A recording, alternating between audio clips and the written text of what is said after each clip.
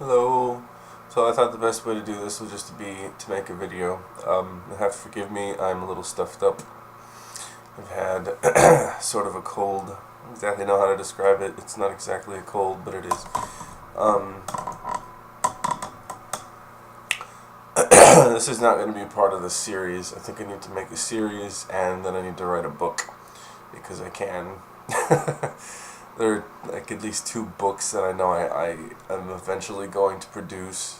One of them is still with a possible shroud of mystery and, publishing it under a different name and making it a little sensational, just to get things stirred up, in that regard. I think that would be fun. But I need to make a practice book. Like, this is my practice. This is what got me to where I am. This is what I've done. This is what you can do, and a book about the Ikaduwa. Yeah, God, so stuffy. Yeah, and the allergies too. It's crazy. A lot of dust flying around in this room. I may refer to the manual, which I think you'll have in a while, and some of the techniques I'm going to talk about are in there. I told you about using the steepling. That's my favorite to gather the energy, feel it really strongly inside of your body, and then you can move your hands out and begin to work with it this way. Something that also goes into other forms of energy work is to just sense where the energy is moving. You can put your hands out and just activate it. Say that's I'm activating it. It's coming out from my chest and into my auric field, from my heart area, or it's coming from my solar plexus. Those are the two areas, by the way, that are the best to activate the Ikaduwa, to get a big feeling, to get strength, to get power. The heart and the solar plexus. Where was I going? Oh, I'm going over there. So specifically when it comes to the solar plexus, it's your abdomen, basically, and so it's intimately tied to your breath. I'm just going to start talking, and hopefully something will come together, because I have a lot to say. I always have a lot to say. What you can do is, you may or may not be familiar with it as an energy worker already, or meditator, or whatever. I don't know what you do exactly on a regular basis. But that feeling that you get if you let out your breath, let your body just go back to where it is. You're not necessarily holding yourself without breath, which is kind of, and you want to breathe in, not like that. Just remove your get rid of all the air in your lungs. And you take in a very short breath as your abdomen comes back out, and then just let it sit there.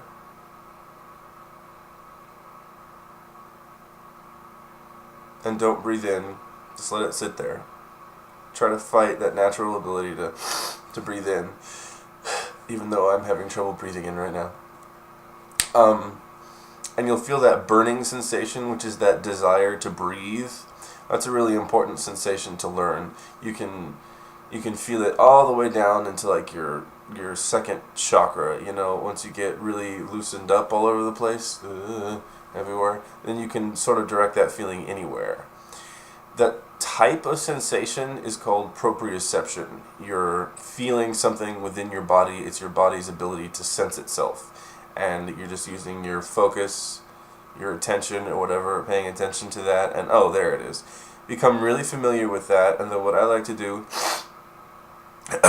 get that feeling, work with it for a little while, and then decide to activate the Ikaduwa right where you feel it, typically in your abdomen or in your solar plexus area.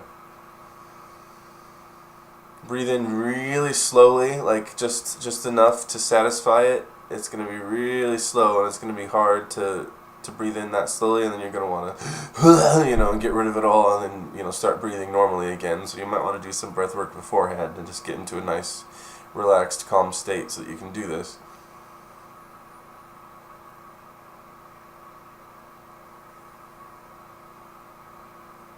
And then when you breathe out, you imagine that you're pushing the Ikaduwa outward.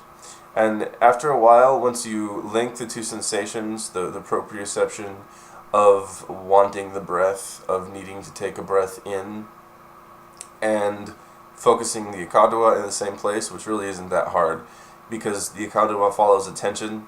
You just decide, I'm going to activate the Ikaduwa with this sensation. And then that sensation becomes the Ikaduwa, and then you do the whole thing. You breathe out, and a strong field of it will continue to move out. Even if you don't do the breath perfectly, there's no perfect breath, just experiment and figure that out. And you'll be able to move these waves of Ikaduwa outward, and eventually everything will get... Okay? You can do the same thing for the heart. I'm not prepared for this, It's a work day. You can do the same thing with the heart, and you can really create a burning sensation in the middle of your chest, which is sort of like the longing to connect, because that's what the heart center is about. It's that drive to connect and communicate and merge with other things, It's very sensitive. But you can do the same thing. You can create that feeling. You can use the breath to do it. After a while, it's just a feeling that you just decide to cultivate, and it usually involves breathing very slowly and very gently so that you can focus on it enough. You create that feeling of longing, that feeling of warmth, that burning sensation, and just use the Ikaduwa to just put the Ikaduwa there. Like, you don't have to decide, you just have to, that's exactly the opposite of what I wanted to say. You just have to decide. You just have to decide. You don't have to think about it a lot. Thinking is not good as far as the Ikaduwa is concerned. You just feel. That's one of the things that makes this energy so powerful, is the people who have used it so much concentrate on the feeling of it rather than, don't visualize anything. That's all mental energy, and the Ikaduwa doesn't like mental energy. It likes to feel things, and so link it with physical sensation. That's key. And then another thing that I like to do is you relate it to the heartbeat. When it's in the heart center, you feel that longing, that desire to connect. The Ikaduwa is activated. And then with every heartbeat, you're sending out a tiny little pulse of the Ikaduwa. You can do that with any energy, but it'll get very powerful with the Ikaduwa, and eventually everything will just meld together, and you'll feel the energy move out into your awareness, into your external awareness, and into your environment, and start to affect your environment. Okay? The first thing Coyote told me after receiving the transmission was just intend to activate it, and then notice how it changes everything around you. That's it. And I always remembered that, because I always did believe, at that time even, it was very early, that I could sense a difference in the things I saw around me. But then, of course, I just packaged it away under, I'm probably just psyching myself out, I'm excited to be part of this work, and I want something to happen, etc., etc. So many issues today. But then I really did note and verify that I was feeling a difference and noticing a difference in the things around me.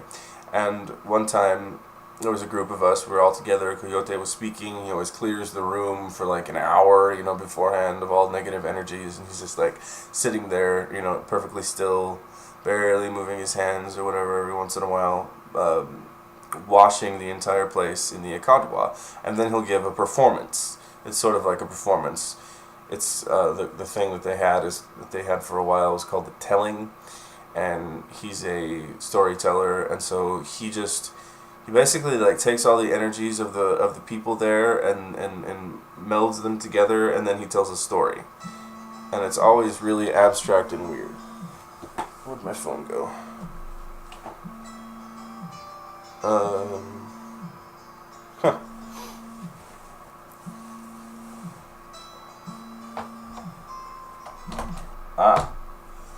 Who was calling? 7:04. Oh, Jesus. I've got all these crazy numbers calling me all the time now, and I think most of them are telemarketers. 1 second. 7:04 area code is Charlotte. Okay, yeah. Definitely don't know anyone in Charlotte. Alright, so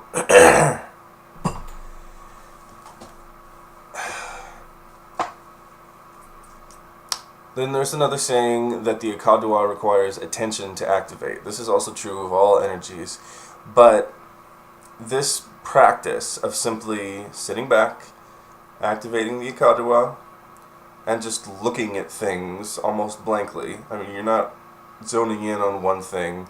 You want to try to remain as broad and open as possible and just look at all these things. You can do this exercise, go like this until, and you're using your peripheral vision until you can just barely see those things move anymore.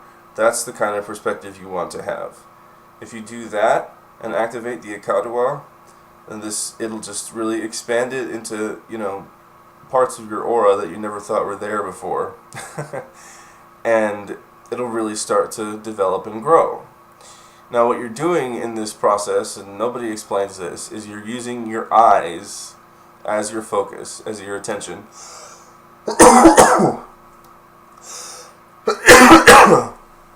As the things that direct your attention. And you're not directing them at any one object. You're keeping them all open so that it just goes to as much as it possibly can. And then you're activating the Akadua. What happens with the Akadua is it feeds back. So you give attention to those things and to activating the Akadua activates, and then you become a little consciously aware of a slight change in what's going on. It might feel like you've opened a window, literally. It's weird. The air will move differently around you. It's that powerful of an energy. It's like bodily chi, Okay. And, your awareness feeds back onto the Akadua, and then it gets stronger, and then it feeds back, and it gets stronger, and it keeps going. But you need to remain aware. If you start thinking about it too much, then you'll lose that concentration and it doesn't feed back anymore. You've got stuff going. So you can use the mental energy to direct it. I mean, it does require some. You kind of have to decide. Although I have had moments where it just activated really strongly. I was like, whoa, what's going on?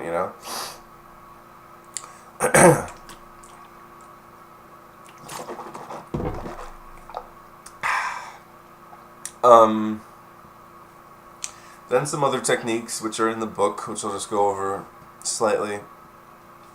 They involve sun salutations, saying hello to the sun, saying goodbye to the sun, saying hello to the morning sun, afternoon sun. I don't exactly know how they work or whatever, but the point is the pose. So the Akadua will feel very strong if you activate it here, but it'll be very internal. You can put your hands out like this, your arms out like this, into a basic T, with your hands all the way, all the way flat, like that. And you can activate the Akadua by simply raising your hand up. You decide, not activated, a little bit up with the hands, and it's activated. And they're just out slightly like this, just shunk. Now the Akadua flows. Shunk. You can train yourself with that position to activate energy. You can train yourself with any position to activate energy if you say, I'm going to do this now, and the energy is going to flow. It will if you decide that it will. Okay, so that's all there is to it. You go like this. Now I'm balanced and comfortable. You might want to just spend a few minutes getting relaxed in that position, and then raise the hands up slightly. Sorry you can't see them. And that means Akadua is active. Now just let it flow, and let it flow, and let it flow. Try to remain completely open with your eyes, just let it flow, and eventually you'll start to get, to me it's like pushing me back right now. I know that it's swooshing out over here, it's swooshing in the back, and it's really thick right where my hands are. and it'll just continue to move, and then you might end up doing some like spontaneous movement type stuff. I've seen healers heal with the Ikadawa. They just activate it, and they're just flowing, and their hands are dancing, and you know, doing all these things. Whatever. It's much more like a dance of energy than it is, boom, I'm healing you now. You know, that kind of thing. Much more organic and flowy. The Ikadawa is, etc. Whoa, nerd. All right. So let's see what else. Techniques. I say. This is good. I feel like I actually need to get some of this stuff out because I've been stagnating or something. Anyway, okay. So Shma, and this is another one. A powerful mudra. And what I sometimes like to do when nobody's watching is I'll collect the Ikadawa and doing all these things, build, and then I'll say this later, and then the Ikadawa comes out that way, and it really focuses it, and it lets it flow, because previously you're building the energy, building, and you're not necessarily building here, you're still activating it from your heart, and then it flows to where it wants to go. It just goes, and then it goes through your entire aura. It's a little more focused internally, because these are all different little ends, like little circuits. Imagine these are all little circuits for all the little lines of energy in your body. Now I'm putting them all together. Whoa, closed circuit, hello! So it's just moving within your body. It's still going to flow out to some extent, because you're not completely closed off ever, but it's very internalized. And then go like this. Now it's like creating a laser beam. Every time I do this now, I feel my hands shake a little bit, because the energy gets so strong. And you can attest to using these. This is a very strong mudra. When you put them both together, then it's not necessarily coming from the center, it's coming from the tips or whatever, and just the energy that you have. It's very focused and direct and awesome. That's another way to do it. That's great for charging objects, and for another process, which I have explained some of these things in some of the videos that I've done, if you want to look them up. Just in the Ikadawa section, I think, you know, or energy sensing techniques, I think one of them is called, and it might not be in the Ikadawa, it just might be under energy or healing or something. FYI. Oh, another one that Coyote likes to talk about is touching the middle finger to this area here. It's just, this is the center of the palm, and it's just above it, right here, like in the nape of the hand, right there, like chunk right there, right above the very center of the palm, what you would call. And there's a very, you'll be able to feel it, just go over it very lightly, and oh, okay, yeah, it's right there. It's kind of tender and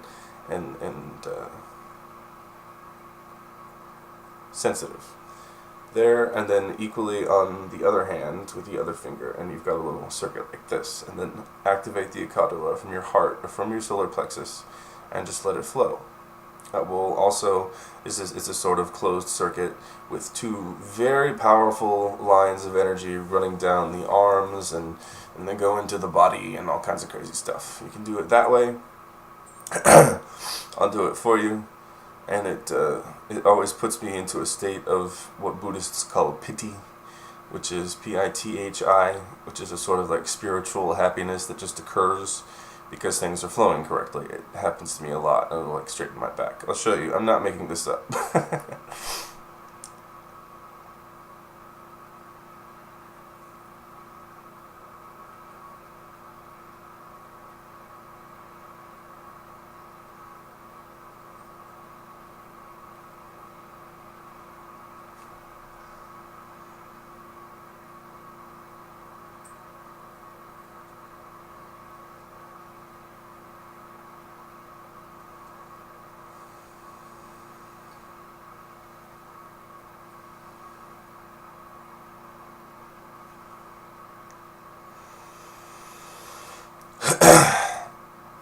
Those are weird little states that happen when things are working. They happen to us all the time, we just might not notice them. Look up the term, it's really interesting. It's starting to happen to a friend of mine, and I didn't have a word to describe it until very recently, so it's something I'm kind of giving to everybody. If you meditate or whatever and you suddenly have this, there's this sudden locked feeling of, I don't know why, happiness. That's a spiritual happiness, which the Buddhists call piti. And it has varying levels and degrees, and of course, and different names, and levels of intensity. Let's see, what else?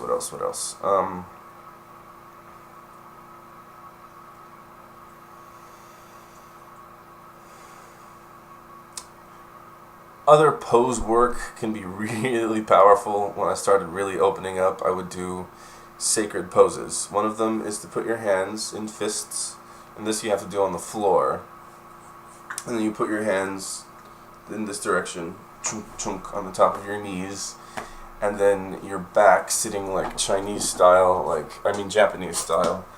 I forget exactly what they call it, but you're on the floor, like one leg down, and then they're crossed at the toes a little bit. So you're very Japanese, prostrate on the floor. And then you put your hands down, and then you arch a little bit forward, and then you're a jaguar. That's a jaguar pose. You can do that on the floor. I have a knee chair, so I'm sort of mocking the position right now. And then activate the Ikadowa. You'll find different levels of tension and relaxation really affect where energy flows incredibly strongly than you might realize until you get really, really, really sensitive and cleared out. That you just might want to like play with the position a little bit until it just feels right. You like lock into place, sort of like, oh, that's it, And then just breathe, and then activate the Ikadowa, and it's really difficult to describe, but you will sort of like start to meld into the archetype of that pose. There are many, many, many poses. There's a book on them I've always wanted to get, which I haven't read, and some of them I don't really remember. But for some reason, this is also strong, and I know it's used in Egyptian things and whatever. But I think the most important thing is just to be with the Ikadowa. There was this real lack of emphasis on moving it and pushing it and activating it, and just this real concentration within the Tekiwa Foundation and their mode of thinking of just being with it.